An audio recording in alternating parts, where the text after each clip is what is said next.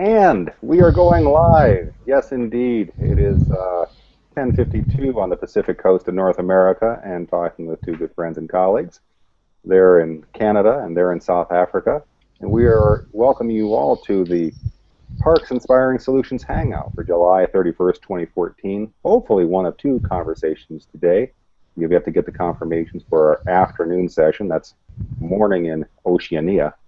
But we are doing these hangouts more or less on a monthly basis and talking about parks and talking about the upcoming World Parks Congress. We cordially invite viewers to submit questions. There's a little Q&A app if you're watching on the YouTube channel or on Google+. And again, we'd love to have your feedback.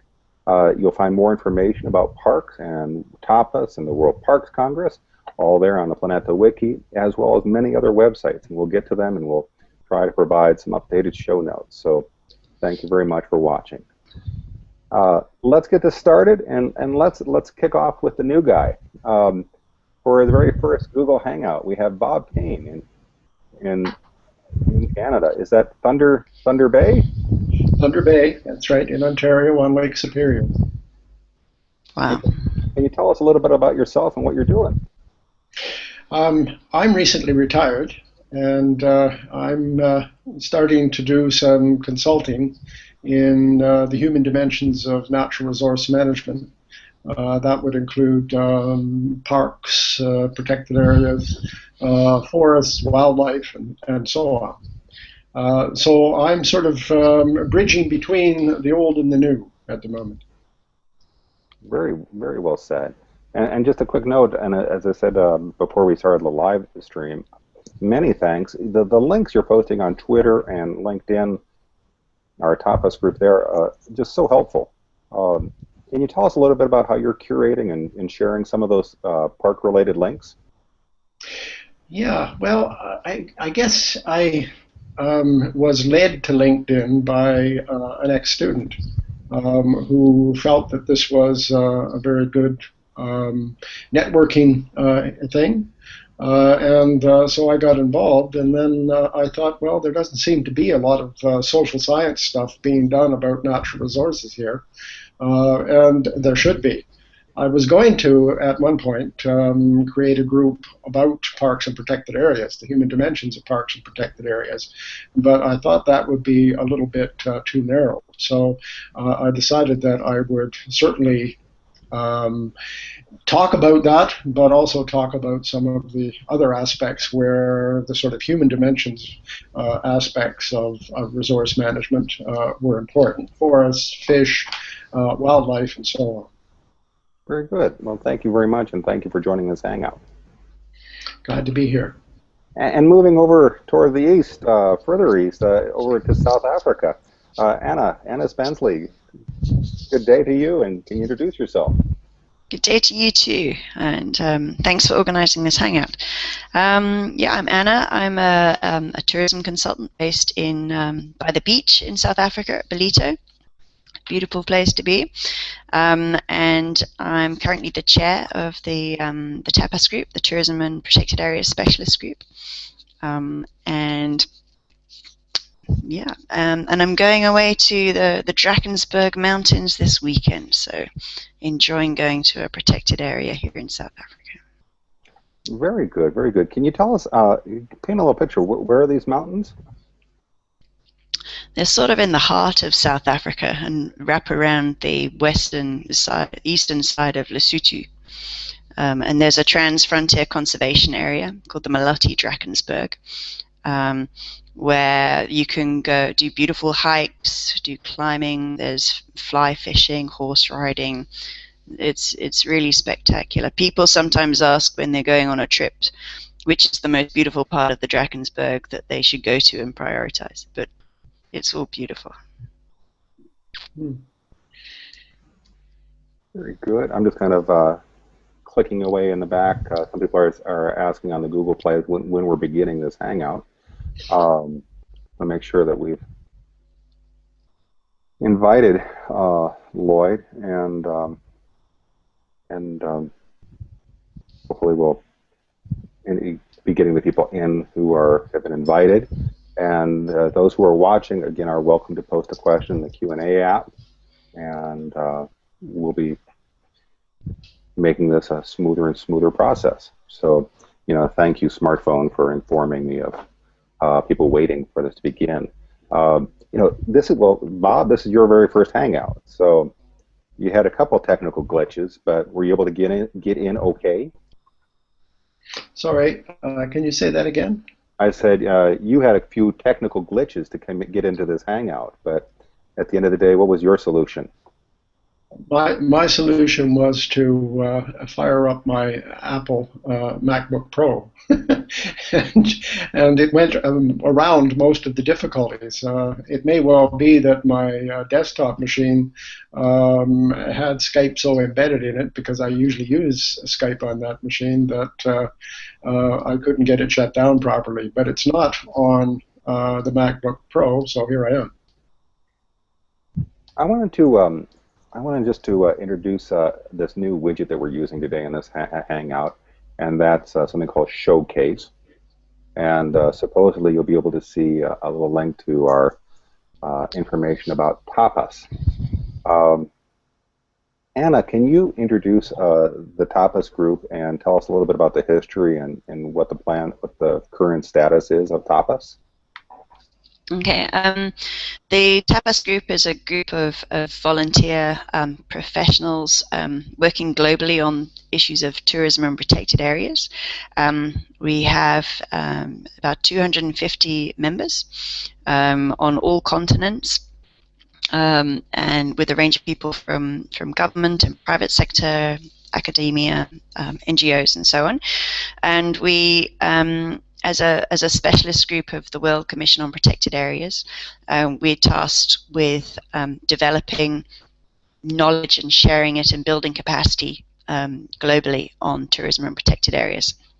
And this we try to do through our network. And at the moment we're developing a series of publications, including a revision of the best practice guidelines on tourism and sustainable tourism and protected areas, and we're going to have a launch event at the World Parks Congress for that.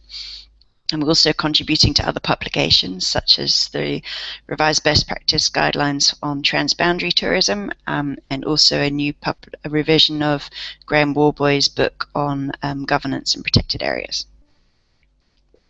Very good. I'm going to do a little bit of a screen share here and introduce people to our Tapas page on LinkedIn. We were discussing this earlier, how Bob has been posting some information. This is a LinkedIn page now with 116 members. One of the developments in the past 2 or 3 years that I've been a member of Tapas, after the kind invitation from Anna, is to provide and make sure that we have the spaces on the social web to share information about tourism and parks around the world. So if we just look at this LinkedIn page, you see a number of reports and links and stories about parks and protected areas that members have been posting. It's just one of several places that we have this information about Tapas. Here's one of Bob's posts. And again, it's very easy to access the group and again to like or comment about these stories. Bob, can you say anything else about how people can be or should be using LinkedIn? Well, I think there's two main ways. I mean, certainly people should be encouraged to submit to groups like Tapas. But they should also be encouraged to comment on things that have been submitted, because sometimes the comments bring a lot of background information that is relevant to the topic or relevant to a particular location. So I would think that those two possibilities are both important for Tapas and indeed for other groups. Now, Bob, are you using the Facebook group at all? Am I using a Facebook group? Yes, but it is essentially a local group here in Thunder Bay that is a partnership with Lakehead University, with Ontario Parks, at least Ontario Parks in this part of the province, and the regional office of Parks Canada. And we're trying to focus, not necessarily successfully, on local sorts of issues. So in that particular group on Facebook, there's a good deal of material, for example, on the relationship between parks and First Nations. Well, very, very interesting. Anna, do you have any comments about these groups and these places for sharing information? Yeah, I think they're more and more useful. And like our Facebook site, I think we've got how many members at the moment? We have, oh, I've lost it. Let me try and show you the Facebook. Please. Let me try and get on there. Let's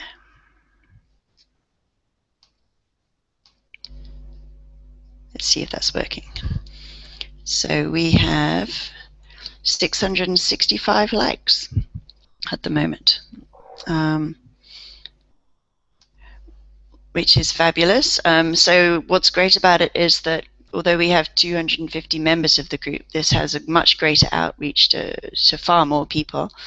And here, Ron in particular is very good at posting information about what's new and what's happening in parks. And we have a series of links to other agencies also working on conservation and tourism, which is great. And this is really open to anybody who wants to use it. So you do not have to be a Tapas member to access the LinkedIn or the Facebook page. Exactly. But our goal is that if you have a professional interest in parks and tourism, if you're working in a park, if you're an academic doing research, if you're a consultancy, that certainly you use these groups as a entry point into joining that Tapas group.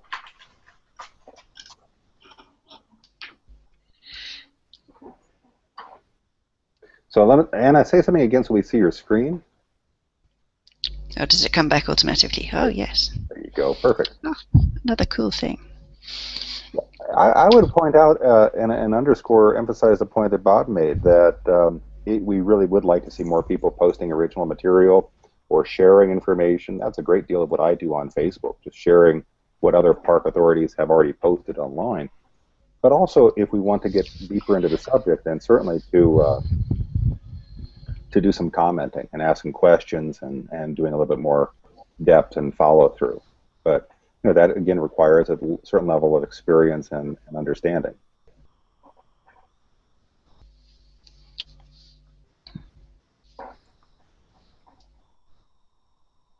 All right, so now that we've done all of this web gadgetry underway, I'd like to address and I'd like to open up to your questions or your suggestions for the people we have on the screen. But let's talk a little bit about the World Parks Congress. And I know you're attending this event. Can you give us, in a nutshell, what the Congress does and what will come out of this event? Okay, let me just find the website for it too. Okay, so the World Parks Congress takes place very seldom, every 10 years. It takes place or thereabouts, and it's really a gathering of people who are members of the IUCN, but also others who want to talk about issues around protected areas globally. I'm going to show you the web page for the Parks Congress, which is here. So WorldParksCongress.org. WorldParksCongress.org, yeah. So this tells us we have 104 days until the World Parks Congress. So there's a range of events taking place at this. They have some presentations being made, side events, launches. They're going to have display areas where people are showing videos of and footage of protected areas and transboundary areas.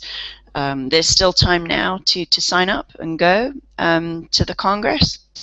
And they're also doing a series of field trips as well, where you can go and basically be a tourist, see the protected areas of Australia, and be guided around by people who really understand it well, which I think is really inspiring.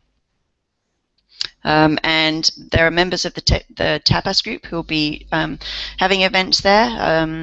We're having, as I mentioned, a launch event for the best practice guidelines, and there'll be panel discussions on concessions in protected areas.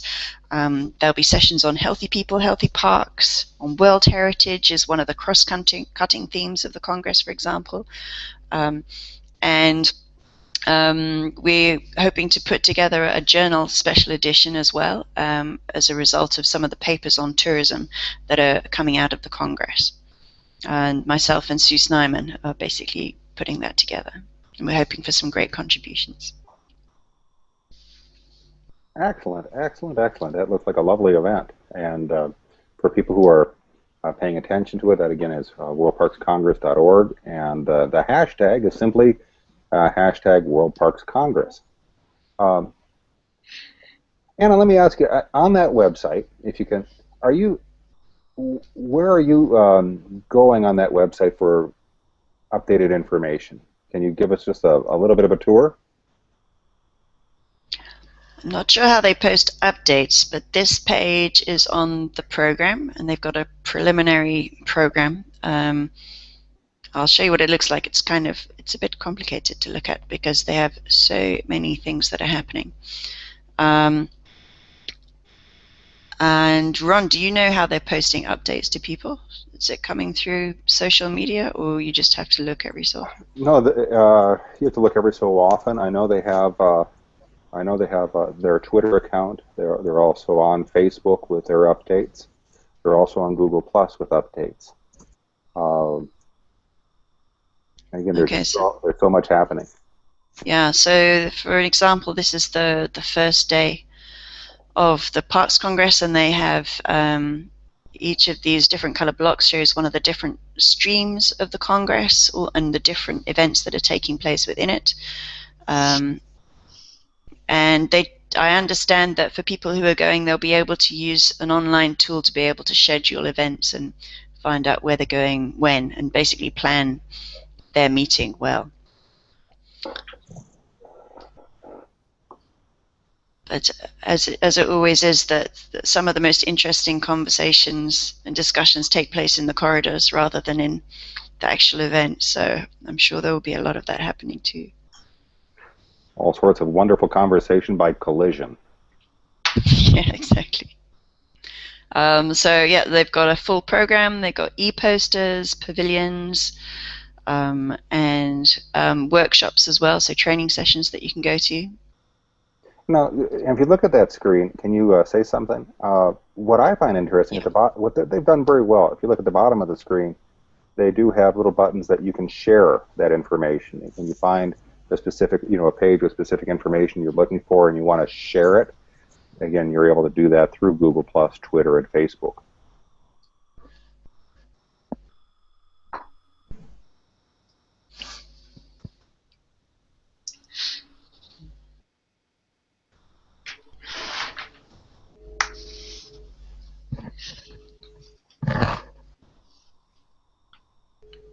So let me do that. Why don't I try and share this on...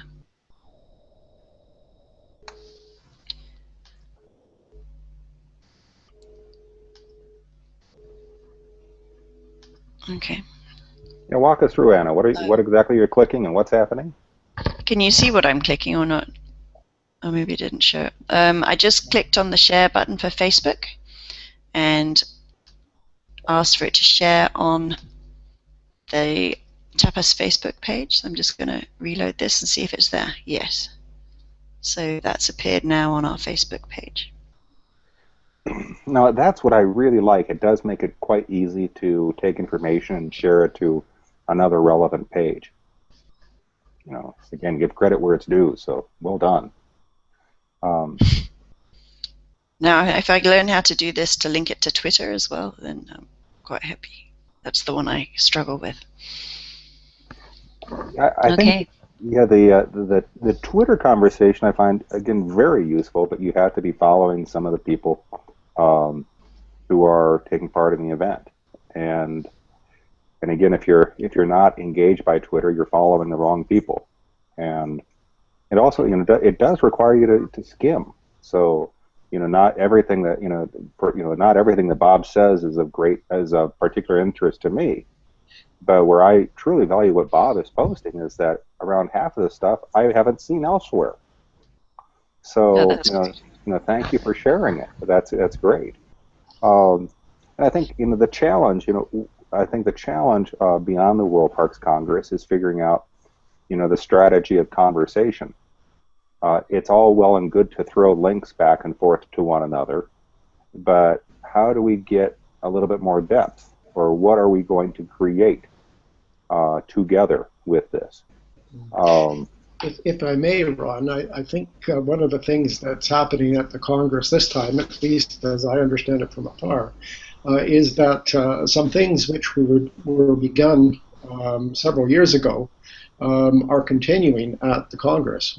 I'm thinking of the Healthy Parks, Healthy People initiative and conference that occurred in Australia, I think in 2010 maybe.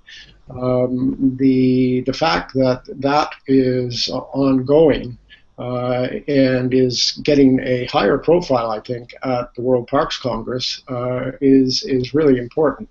That provides some of the depth that you spoke about.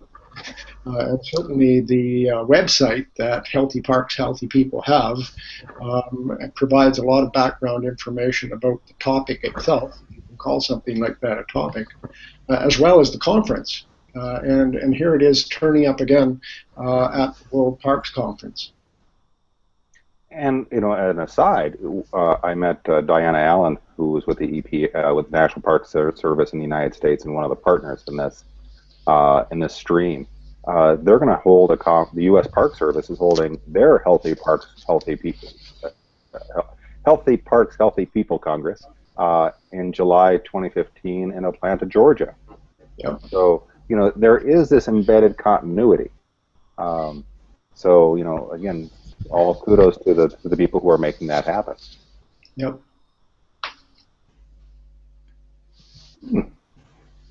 Well, I'm checking our Q&A app and finding, well, 0 questions from the studio audience. So again, well, thank you, everybody.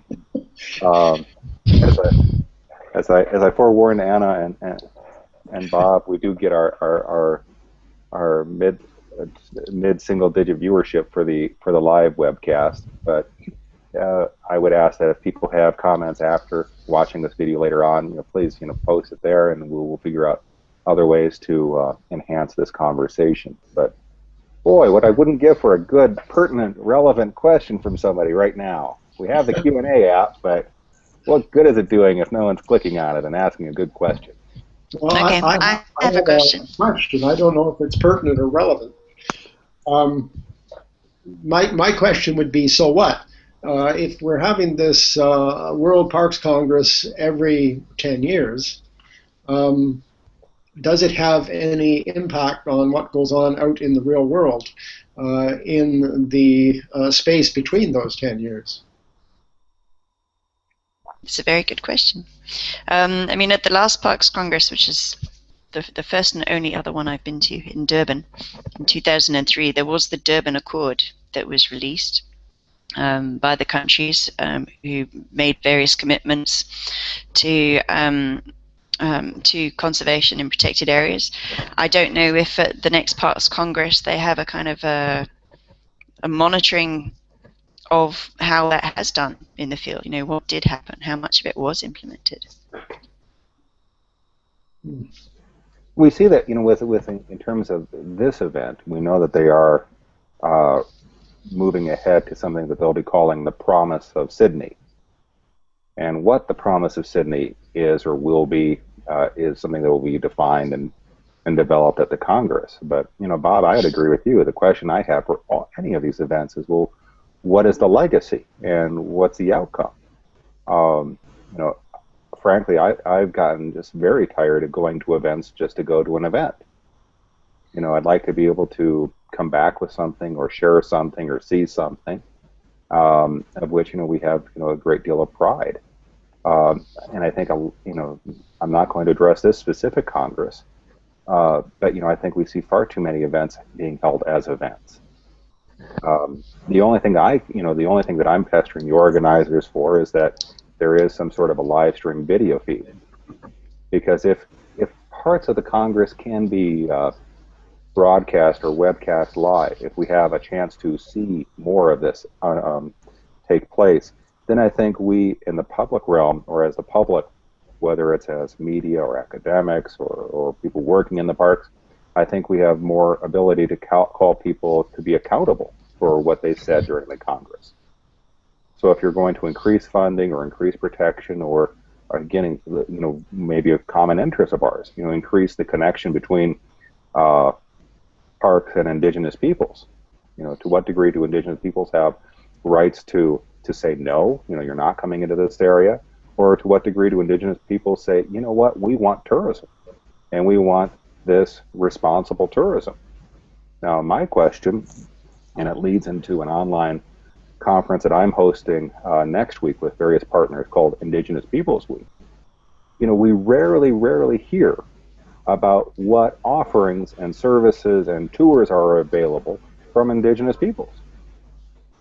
And this is not my Congress happening in Sydney, but where I'm going to be paying attention, where I'll be listening very intently, is where these circles intersect. And what I'll be saying to people is, again, if you're an indigenous person in this protected area and you don't want people to come, fine. I'm not talking about visiting or promoting visitation. But if you are talking about visitation, again, how do we get on board and how do we support these efforts?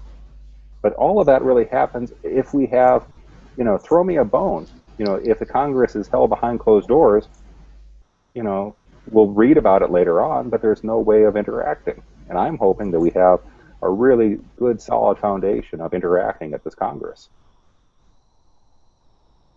Well, one of the sessions is on Indigenous traditional knowledge and culture, so I would hope that in the selection process for events during that, they've taken careful consideration of making sure traditional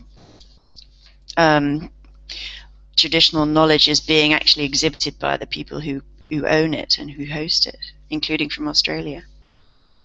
But what we're seeing, Anna, and I on part of Tapas, I attended the World Parks Planning Congress in Cuernavaca.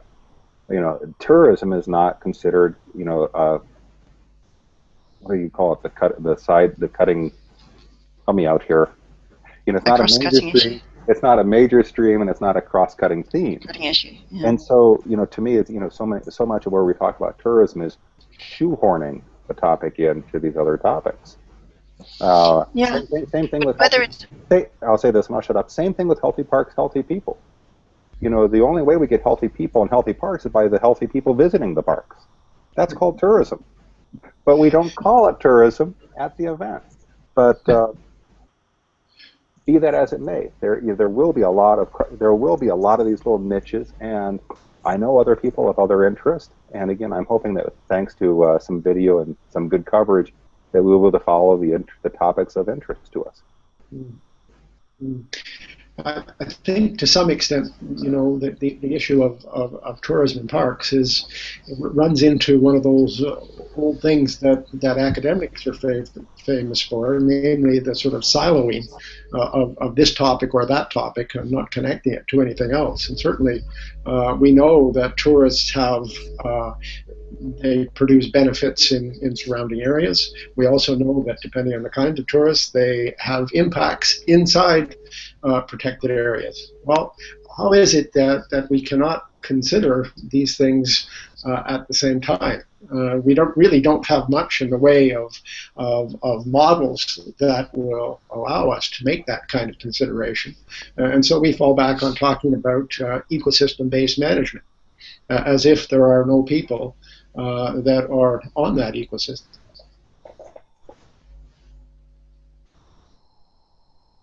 Anna? I was just thinking about some of the protected areas here where when they talk about health and well-being, whose health and well-being are they talking about really? Is it Is it everybody? Is it people living in protected areas? Is it people visiting the protected areas? Is it all of that? Because, historically there was a big move, particularly in Africa, to remove the indigenous people from the protected areas, and leave the areas for wildlife or hunting. And that has changed, thank goodness. People are getting their land back, are using it for conservation and tourism. But I wonder, even now, with this theme in the Congress, whose health are they going to be talking about? Even now you see areas protected areas in southern Africa where people are still being moved out of them. So it's an interesting issue. Well, when you think about tourism as a whole, rarely do we talk about the locals. Luxury tourism. Well, is it luxurious for the locals, or is it luxurious for the visitor? And there is a lacking of a holistic model that appreciates both sides of the equation. Before the Ecotourism Summit in 2002, there was so much of a talk about local autonomy and local this and local that, and you just wanted to remind these people that the locals don't have a job if you don't have tourists coming. And I remember one conversation in Ecuador where the woman said, ecotourism would be great if we just didn't have the tourist. It's two sides of the coin, and you're just not going to get this. But I'd say again, the people who are really missing out are the locals. We're not really viewing things from their side. And I would say not just in parks, not just in ecotourism, but across the board. And strangely enough, I think that's what people are seeking out. It's the success of websites like couch surfing, or earlier this year we did a whole series just on food and tourism. And there's this whole industry where people are using their smartphones and their Facebook apps, etc., to make reservations with people so they can eat in their kitchen. So how do we bring those streams together? That it is the value of what's local, but you better have visitors if you want to talk about some income. Mm-hmm. Yeah. There's hundreds of community-based tourism enterprises. Wait a second, Anna. Go ahead, Anna. Sorry, Bob. There's hundreds of community-based tourism enterprises, particularly in Africa, that often don't really work. You may develop a directory of them, and then within 6 months to a year, none of the email addresses are working. You can't get in contact with people by phone. If you wanted to, things have changed. People have moved on. So for me, it's how do we make sure that people operating these businesses know how to keep current and know how to keep potential customers informed and keep underground. And it's a huge knowledge development and capacity building issue. And I think we've come to realize that unless local people find a benefit in a park or a protected area, then they're not going to support it. And so that benefit might in fact be through tourism. It might be jobs for children, their children, but it needs to be something. And the idea that we can just sort of put a big fence up and talk only about protecting biodiversity simply isn't acceptable anymore. Certainly it isn't acceptable in the developing countries of the world, and even in a country like Canada it's not acceptable anymore, because certainly First Nations and Inuit people simply won't buy it. Yeah, here sometimes the wildlife is really dangerous, so fences of some description can help quite a lot. And in some instances where there are people living inside the protected areas, they fence the people in to keep them safe from, elephants and so on. Mm-hmm. No, I guess if I had a request on my wish list is that we would have some sort of Parks and Tourism 101, where we'd have a conversation about these places and these issues, and kind of again explain to people, here are the issues, and here's what you might see, here's what you're going to see, and here are the connections. Earlier this week, the website Outbounding held a fantastic conversation hangout about captive animals and tourism. And again, the question would be, to what degree do the captive marine parks, harm the dolphin or whale populations more than they're helping? Or in the case of South Africa and Southern Africa, where we see these canned lion hunts that have become such a black mark in the news. But how do you get how do you do these canned lion safaris? You first get the lions used to humans by having petting zoos. But we don't have, again, I'll go back to lack of information. We don't have the information for the traveler so that they can make some informed decisions. Am I visiting something that's really eco, really sustainable, really responsible? Or, by visiting this aquarium, by visiting this marine park, am I, leading to the death of these marine animals? And it's not a black and white issue where every place is going to be the same. But I'd hope we'd have a better conversation about the permutations of these examples. Are there any certification bodies that look at hunting or that look at zoos and where captive animals are held? I know certification for accommodation enterprises and activities, but those things I don't know. That's a question where we need these sort of dialogues and conversation, because again, it's going after an accommodation and certification, that's pretty easy. But what are you going to go see? What are the activities? And do you recognize the amount of torture inflicted on the elephants to provide an elephant theme park or this or that? And I'm not the expert here, but I will be paying attention and really asking that those topics come up for discussion. Chris Mercer, I believe, from Can Lion, who's been campaigning on that issue, was basically asking the folks attending the Indaba in South Africa, would you please, could we see a list of where these places are, and what he would like to see is a way of closing them, because if you're raising these animals just to be shot, I think there are mixed messages for the tourist. I'm not saying. And that has to be discussed. And it's not an easy equation. I'm not going to be the person promoting pro-hunting, although I think it can be done well. But it can be also done excruciatingly poorly. Like any of these things. You can have terrible indigenous tourism. Or you can have really fine indigenous tourism. We need to be better informed. And of course, we have the situation which is fairly common, where local people are impacted by tourists coming in. And if those tourists are very different from local people, then the impact can be, well, certainly negative on local people and perhaps on the tourists themselves. An example, when the National Marine Conservation Area was being established here on Lake Superior, local people were really split about the idea of tourism.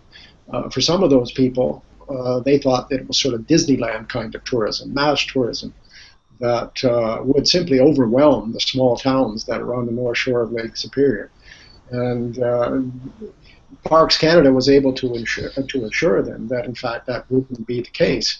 And then they were concerned that the people that would come in would be very different in terms of their values than they themselves, the local people, were. I mean, they were worried, would they no longer be able to hunt? Would they no longer be able to operate powerboats out on the lake? These kinds of things, the difference between tourists and local people and their values and ways of life can often be quite dramatic. Doesn't need to be, and perhaps maybe you want to see dramatic differences as a tourist, but maybe not all tourists want that. Agreed. Well, this has certainly been a far-ranging and fairly in-depth conversation. I'd like to wind up in the next few minutes. Are there any topics that you folks would like to discuss before we wrap up?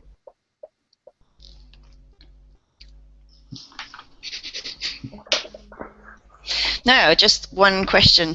My question for Ron.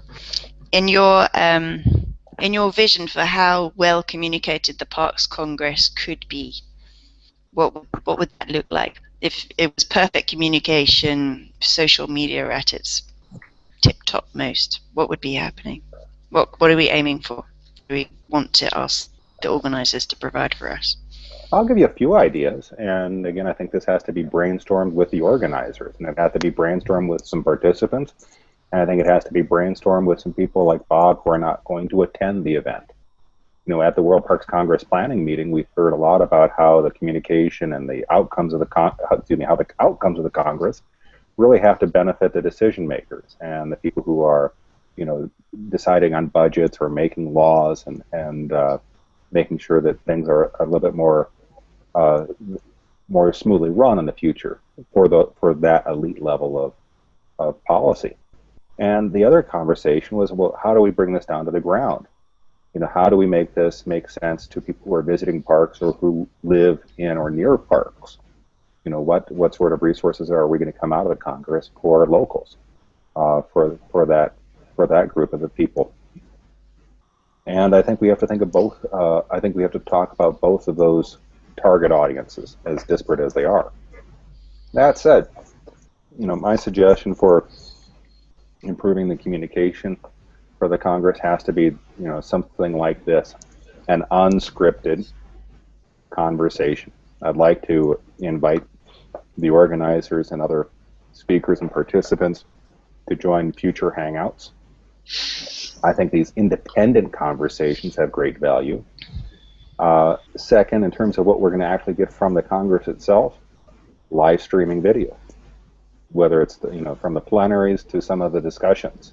You know, we're not. There's no reason why you can't have live video from these workshops, from these conversations.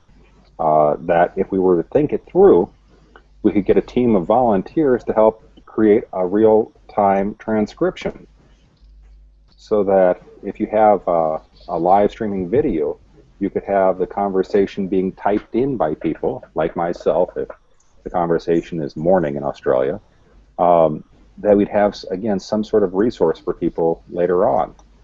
I'm a strong believer that we have to make sure that the information is available in multiple languages, but how are we going to translate if we don't have transcription in English?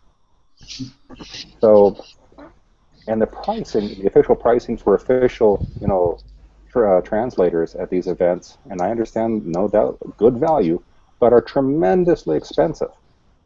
If we could create some sort of a group that would volunteer to do some sort of real-time transcription, I think that would be an ideal plus. We might Well, not. If I'm taking notes in sessions I'm in, I can take notes and put them on a Google document. Is that the easiest way to do it? That's the first step, yeah. And we've requested wireless internet in the sessions that we are on. I don't know how the video would work. You'd take a small webcam or something, but all possible. You know, there's a page on Planeta, the Planeta Wiki about live streaming, and there it can run from, it can be all sorts of price ranges and different options. For the COP11 in Hyderabad, India, you know, I just took my iPod Touch phone, connected to a service called Ustream, click record, and we were able to webcast the whole workshop. You can say, oh, but the video is blurry, or the sound is not the best, or this or that, but fine. It costs absolutely nothing extra. But what we can do, Anna, is to make sure that we know the times of the Tapas events, mm-hmm. that we make sure that, you know, at the very least there's some live note-taking. But, you know, again, hopefully that the Wi-Fi works there. You know, that if anyone has a laptop, they pop open the laptop, they'll open up Ustream or Livestream, and they're webcasting the conversation. I did that at COP11 for our workshop, as well as a couple of events hosted by the IUCN CEC, the Communications and Environmental Communication Division. But none of this matters if we don't have some sort of coordination ahead of time. It's not just going to happen because you open up a Google Docs and no one knows about it. It'll happen if you open up the Google Docs and a few of us have access to it and can make it into a living, breathing, and really useful resource. That, and as I say, that would be the number one suggestion, because this Congress will affect people, so many more people outside the room, and we have the technology now to make it available. All right, let's do it. Let's make it happen. Bob, any final comments, questions on your side? Lots of questions, but nothing now. Okay, listen, we're going to try to do this hangout again in the near future, and again, I consider this a good practice for our interest in the World Parks Congress. But Anna and I are talking about a longer-term strategy connecting tourism and parks. I think we've discussed this, Anna, so I'm not going to come up with this is my idea. It's not, but we need to have some sort of a strategy that goes for a few years. What sort of information and communication infrastructure do we want to really benefit people who are visiting, managing, and living in these parks? So ideas are welcome, and I think that'll be the role for Tapas to come up with some viable ideas and to move forward with them.